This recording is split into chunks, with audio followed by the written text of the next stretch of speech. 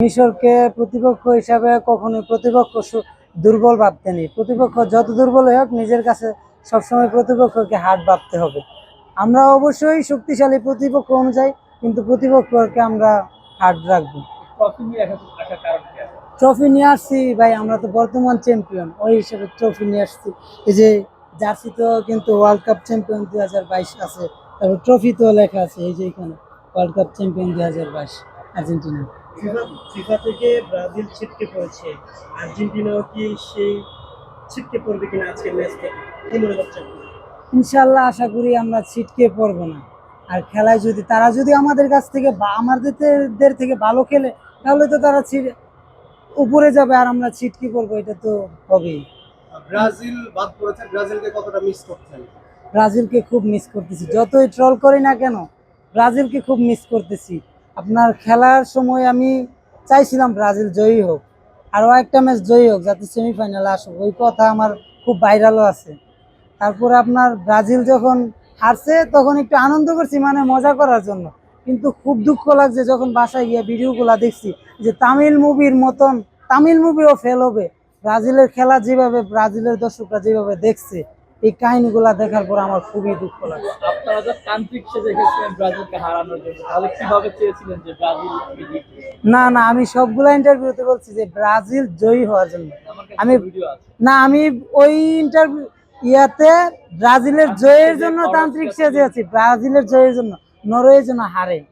আমি ব্রাজিলের পরাজয়ের জন্য না, ব্রাজিল জয়ের জন্য, কারণ ব্রাজিল জয় হইলে যাতে সেমিফাইনাল পর্যন্ত যাইতে পারে। আজকের ম্যাচে কি ফলাফল হতে পারে? ইনশাল্লাহ ফলাফল আমরা 2 গোল বেশি থেকে জয়ী হবো ইনশাল্লাহ, আশা করি। গোল যে কয়টাই হোক 2 গোল বেশি থাকবে ইনশাল্লাহ। মেসি একটা গোল দিবে ইনশাল্লাহ, আর আলমাদা আশা করি একটা দিবে।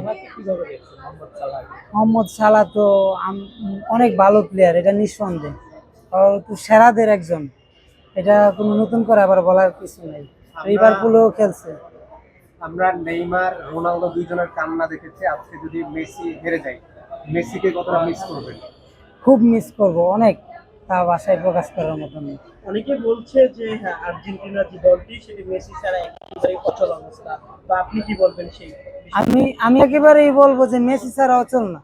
মেসি ছাড়াও আমাদের অনেক প্লেয়ার আছে। মেসির জন্য পাউলো দিবালা খেলতে পারে না, মেসির পজিশনে খেলে এই কারণে। তারপর আমাদের আছে গানাচো আছে, তারপরে মাস্তান্তনু আছে, ওরা তো ভালো ভালো প্লেয়ার তো চান্সই পায় নাই স্কোয়াডে।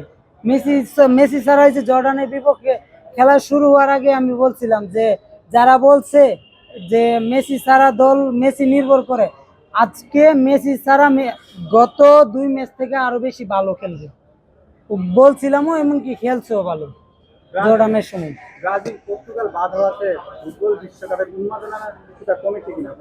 অবশ্যই কমেছে।